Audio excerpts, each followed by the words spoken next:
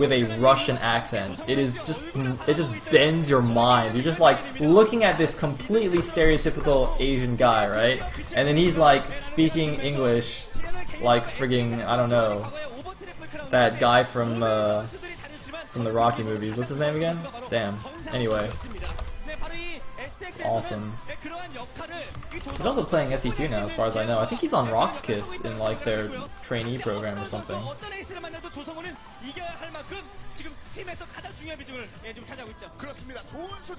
Anyway, it's going to be Jaedong versus Trap here, a rematch from the last time these teams met, from their ace match. Now, of course, their ace match was in StarCraft 2, where Trap actually managed to beat Jaedong. I don't actually remember how he did it, but anyway.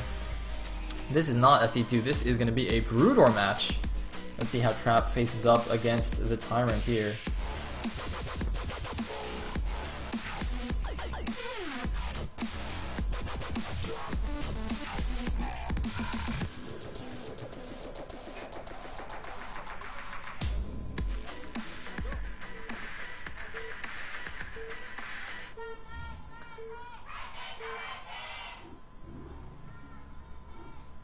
Alright. Also, to answer the question seriously, I went to high school / a bit of middle school in the US. That's why I don't have an accent, or at least not an accent that you can hear. But as people have hinted, if I happen to cast with Sir Jolt or anybody else like Elegant with a marginally British sounding accent, then I kind of it kind of brings it out. Anyway, Trap will be the teal Protoss in the top left, Jaedong will be the purple Zerg in the bottom right. We are on ground zero, cross positions. And oh, I missed the statistics just now, but I believe it's favored quite heavily in one direction in this matchup. I can't remember which. Or was it another matchup? I remember there were, like, the stats for this map were horrible last time I checked.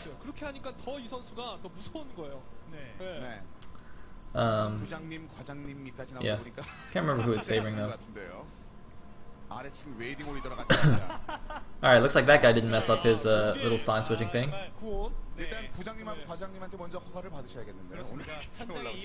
And we are going to have a pylon up front there, so he's going to put a forge on top and a gateway on top of that, most likely. First probe going to go to the bottom left, not going to see anything. He's going to have to send a second probe out to make that forge. Probably scout with it as well if he wants to be super safe. And, oh, your receipt got borked, dude. For anyone who's confused why he just like taped a receipt to a cheerful, I think it's like fans show their support to teams or something by being like, hey, look, I bought, you know, the product of whatever company because I want to support the team or something like that. It's like I only buy Samsung phones because Con is the #1 team in the world. It was also funny because when I went to Korea, I can't believe Jaedong took that fight. Okay, in StarCraft 2, all you StarCraft 2 fans might be confused because in StarCraft 2, drones beat probes one-on-one because of the regen, but in Brood War, probes beat drones one-on-one because your shields actually regen even when you're being attacked. So probes will always win that fight unless you got, you know, like 2 shots off first. Oh man, but that is a surprising mistake from Jaedong there. I can't believe he just let that happen.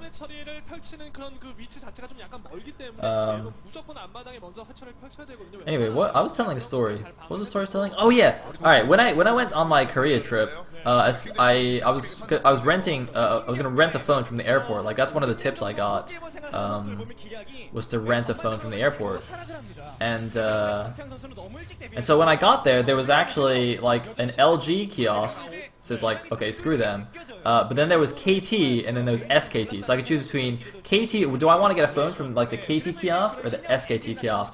Now I hope Kiet's not listening, but normally I would definitely have chosen the SKT, but like the match that I casted right before going to Korea, I think like Action or somebody played a really amazing game, so I was like, okay, just because Action played such an awesome game, I'm actually going to go to the KT kiosk. That's right, I actively thought, because I was very impressed by Action's Zerg ZVT play, I'm going to go rent a phone from KT.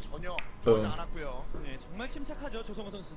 So that's my little that's my little story. That's right. I am a true supporter of esports, ladies and gentlemen.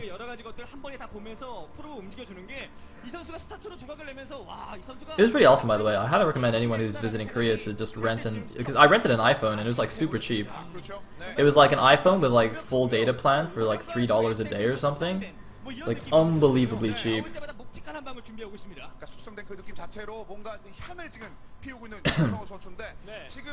So I don't think we've seen anything too crazy besides that drone kill. Jaedong's taking his third at the top right natural. He's getting his lair now. All standard stuff. And it's actually, oh, wait a minute, this is non-standard. We have a Citadel here with no Stargate, so Trap's gonna go for some kind of crazy speed lot timing. I wonder if he's getting +1 attack as well for his Zealots. Is he gonna go for like some +1 speed lot action? Either way, he's gonna be skipping the Corsairs. And one thing I would also like to note is the choice of a third base for Jaedong. Now, obviously Zergs will always take usually take another natural as a third, especially on this map where the closer expansions are mineral only. And I guess he could have taken 3 o'clock, but you know it's much more useful to take a further away base. I'm going to talk about this cannon in a little bit as well. It's a very interesting cannon placement.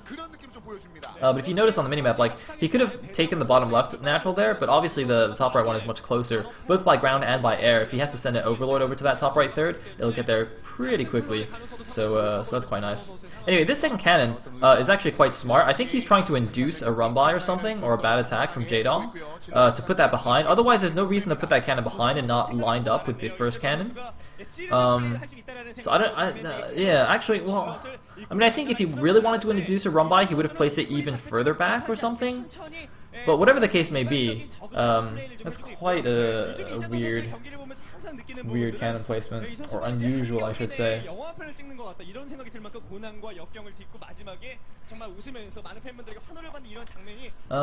So, looks like Spire is on the way.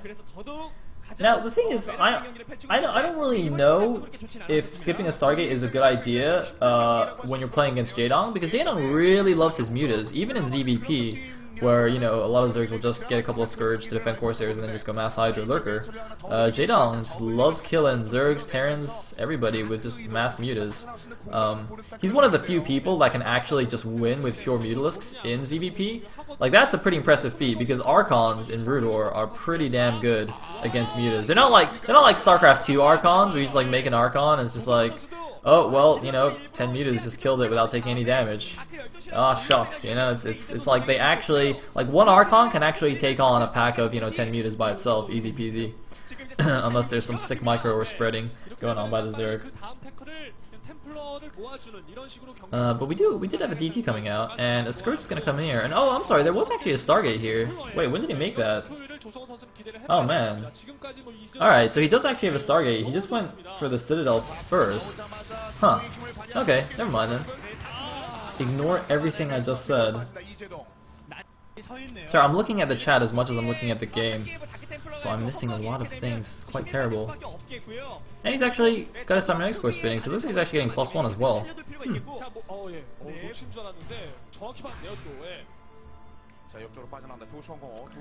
DT gonna poke around here at the front. Jaedong taking a pretty quick 4th base at the top right main. And just him sitting up as usual.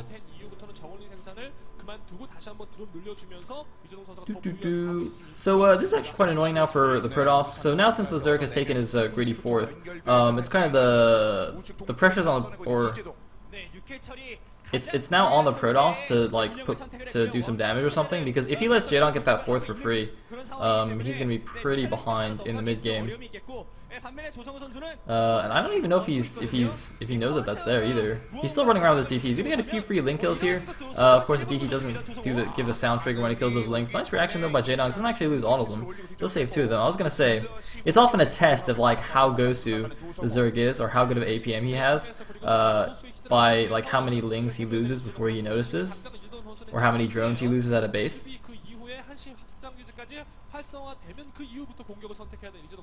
Anyway, Corsair Zealot not going to do anything against this defense. There's a Spore Colony there even. He's actually going to go in. That's not going to do anything. Oh, he's actually going straight for the Spore Colony. Wow, that's an interesting choice. And by that I mean he didn't actually finish killing it. So, alright. Okay, I think what happened there is he wanted to kill the Spore Colony and then have all the Corsairs going, kill all the Overlords, and then his DT could just kill everything. But Jaedong did a very good move there by targeting down the Dark Templar first with his Sunkens, and as soon as the Dark Templar died, Trap knew that it wouldn't even matter if he killed the Spore Colonies, because obviously, you know, DT's not there anymore, so he just was like, oh, okay, well, screw that, I'll just kill some drones and run away. So, good decisions by both players. And Jaedong's actually made a billion Scourge here, of course, in response to all those Corsairs. You do have to be a little bit careful, though. Wow, that is a lot of Corsairs, and they have +1 now. If you just run the Scourge in like this, the splash damage from the Corsairs will just kill all of them. Oh my god! You see, that's what I'm talking about. Jaedong did not keep them spread out there, so I think only one Corsair died there. To make Scourge effective against mass Corsairs like that, you really need to be getting flanks off and surrounds with those Scourge, so that all the Corsairs kind of shoot in different directions, and they don't get that, you know, they don't stack their splash damage. But now the Corsair's going to go in, start sniping some Overlords here. Even though there's a Spore Colony there's way too many Corsairs. They're going to take down these Overlords really, really fast. Nice move by Trap to pull away or actually I thought he was pulling away the Corsairs was getting shot, but he actually just pulled away a different one. Jaedong, though, is going to send some things in here to snipe the probe that was going to try and make third base at this 9 o'clock base. He does know that this Trap is going to have to expand there. There's actually no other real choice of a third base. Like, he could take the 12 o'clock mineral onlys, but you really want to be getting a gas base in this matchup, not just a mineral only. The Zealots, you know, they become increased, or it's funny, the usefulness of the Zealot, it kind of like, in the early game, you know, they're pretty good against Zerglings, and you know, you can do some, you know, fancy speed lot, +1 speed lot timings, and you know, nowadays the metagame kind of favors this Corsair Zealot style that Trap is doing. But then, as the Zerg like goes, you know, gets his economy up, gets this big Hydra Lurker army, the Zealots become increasingly less cost efficient. So you generally switch away from them and get more Dragoons and High Templar in your army. So like the Dragoon Templar mix is a lot more potent, and you just kind of have a few Zealots there just to help buffer and just to spend your minerals. But then once the late game rolls around, actually the Zealots become useful again, because oftentimes you'll be fighting against, you know, Ultra Ling, or even against like the more popular Hydra Ling plus Defiler style nowadays with the Dark Swarms out. You actually start going back into Zealots, and you know, you get Archons and Reavers and whatnot. So it's quite an interesting life of the Zealot. Anyway, this fourth base is in a little trouble here. It's been DT dropped, and this is quite common when Protoss is going mass Corsair, but whoa, a lot of Scourge actually do hit this time, and there's a lot of Creep Colonies morphing here. How many of them are Spores? How many are Sunkens? Probably made at least 2 Spores, just in case one of them gets targeted down by the Dark Templar. So Jaedong, unable to defend that base, get Overlord support over there, did have to just spam those spores, or spam those creep colonies rather. But now the Protoss player is Trap is actually now going to put on some pressure on the natural expansion of Jaedong here, and Jaedong just massing static defense here. He has almost no standing army. If you look at the supplies, Trap is at 132 supply against a 69 supply, 70 supply now of Jaedong. He's got a 60 supply advantage, more or less. And it's like he's just defending with SimCity and Sunkens, and this could be quite dangerous for Jaedong here. Trap is going in. There's only 1 lurker, 2 lurkers in the back there. Not really enough lurkers, but wow, that storm actually doing a lot of damage to the Corsairs. That was not the best storm in the world. Clipped a couple of Lings and then like killed his own Corsairs. That was a really weird storm there. But it looks like the SimCity is a little bit too strong, so what Trap is going to do now is just going to use the nice range on his Dragoons, his whole position here, range down this hatchery, and then maybe try and pick off some more buildings, but probably just grab this hatchery for free and then go back. And it looks like Jaedong trying to set up a bit of a flank attack here, a bit of a lurker trap, but no, it is going to get picked off. And it looks like, oh, Storm is protecting these Dragoons from the Lings. And this is why the army composition is so strong. Like the Dragoons, you know, with their range attack, they can range down these buildings. They're very good against lurkers, and against the Hydra Ling, if you just have really well placed storms, you know, the mass Hydra Ling is good against goons, but then they just get stormed to pieces. So that's why this composition is very, very strong. But it's also very gas intensive though. To stay on Dragoon Templar on 2 base is is pretty hard. You really want that third gas to be going for this composition. So I feel like Trap, even though he's doing some nice damage here, he kind of has to do damage because he's still on 2 bases. He still has not taken his third yet for whatever reason. He might even be going semi all in on this attack, which I don't really understand. But here he goes. He's trying to break this. He's going to just storm the drone line here. There's no units to storm. And I don't know if this is going to work, but he does have a lot of units. Jaedong, though, with this great SimCity, he's got units coming in from the back. He's morphing a lot more creep colonies. He actually realizes that Trap might be going all in on this attack, but Trap actually has way too many units here. I don't know if Jaedong actually has enough stuff to hold this. He's still got Sunkens in the back. That one lurker on the high ground is going to get stormed down. There's still a lot of Dragoons and Zealots remaining. I think Jaedong might actually go down here. He's got one more lurker, but then instantly dies, even though it uses up a storm, which kills the Dragoon, and a big wave of Zealots coming in to reinforce. Tempo's going to move to an Archon. There's a couple of Sunkens at the top right, but Jaedong, I think, is going to lose both of these expansions now. He's going to go back down to 2 bases, and Trap, just with this huge 2-base attack, has actually managed to take down Jaedong's mass static defenses here. Jaedong basically was just going for this very greedy style, getting a fast 4th base and going up to Hive, trying to make as few units as possible and just mass stack defense, just play the ultimate Turtle Zerg style. But unfortunately for him, Trap just managed to break it, and that's going to be that. I mean, I don't, even if Jaedong has, you know, really good high level play, makes really good use of those defilers, which I'm sure he will, you can't be 2-base Zerg against a 2-base Protoss as well. And now Trap is finally taking his 3rd base at that mineral only. I think Jaedong sees it with an Overlord, but Jaedong's decided he's just going to go for a counterattack here. With his units. It looks like he actually already has Adrenal Glands also for Zerglings, and that's quite nice. But with some Zealots and good Storms here, I think Trap's going to be just fine. Although actually those Cracklings doing a lot of damage here. They are only +1 carapace against the +2 attack of the Protoss, so those Zealots are actually going to 2-shot the Lings. So yeah, even though it looked okay for him for a little bit, he just doesn't really have enough stuff. He might force a cancel on that Nexus at least. No! Getting storms down there, so Trap able to keep his 3rd base alive, and now he's bringing his main army back from killing those 2 bases, kindly leaving Jaedong that Queen's Nest still. But Jaedong, he can't really do anything now. I don't know. Like he said, even on his 2 bases, his drone saturation is quite poor. He's down to 40 supply against 135. He's almost 100 supply behind right now. Like, you know, as cost efficient as you can be with defilers, that's just a little bit too much to overcome. Looks like he's gonna run in here, try and snipe some High Templar, or no, he's just not gonna do anything here. Alright, I guess he was hoping the Protoss army was out of position or something so he could snipe the Nexus, but not gonna happen. Cannon's going up. Trap, yeah, he's gonna leave a handful of units there. It's a very good move, leaving some Zealots and a High Templar to help against those Link counterattacks, because actually Cracklings do quite well against Cannon, just pure Cannon in fact. Unless you have like a ton of cannons. So yeah, you need to leave at least like 1 High Templar there to help defend. Some Ling's gonna clean up this patrolling Zealot guy. I mean, I think Jaedong knows he's lost at this point, but kind of, you know, wants to hold on a little bit. But even if he loses, a teammate is up 1-0, so it will just go to a 3rd game. It's not the biggest deal in the world. Of course, the Tyrant will not go down so easily. And, well, Jaedong is trying to be cost efficient with Ling counterattacks, but, you know, there's like a giant Protoss army running around the map. There's really not that much he can do.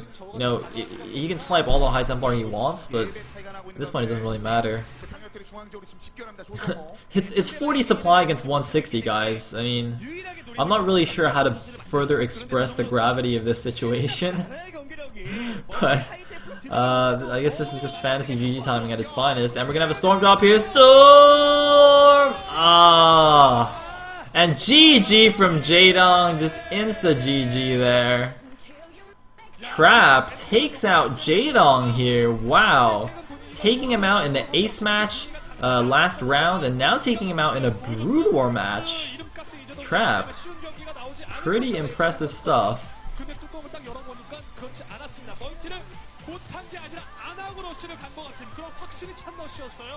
실질적으로 스타트 후반전에서 활약할 수 있을 거라는 그런 예상을 했겠습니다만 전반전은 이런 활약도 조성우 선수의 활약도 사실 예상과는 좀 다른 느낌이거든요. 벌써 전반전 5승이 됩니다.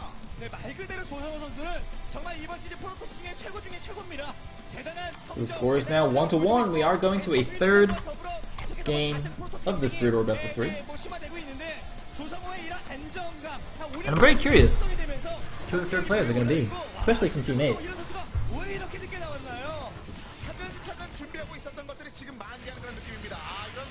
이런 재미들 조금씩을 펼쳐내는 본인들이 얻어낼 수 있는 그런 것들은 지금. Anyway, oh, by the way, for anybody wondering, those rumors about round 3 of Pro League being StarCraft 2 only were apparently false, or at least, no, I guess, well, I think Kespa discussed it, but they decided that actually they're just going to leave the hybrid format as it is for round 3.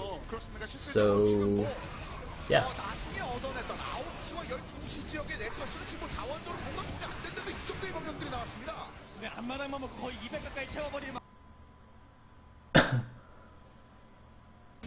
확실한 컨셉을 가질 줄 알고 기다릴 때 기다리고 공격할 때 공격하고 그 중간 단계인 전쟁까지도 할 줄 알아요. 이런 걸 시리즈 Crap, pretty pleased with himself. I'd be pretty pleased with myself if I took a game off Jaedong. I'd be ecstatic. Probably just like jump out of the booth and just run around the studio naked or something. Just pull a Firebound hero, but even more extreme.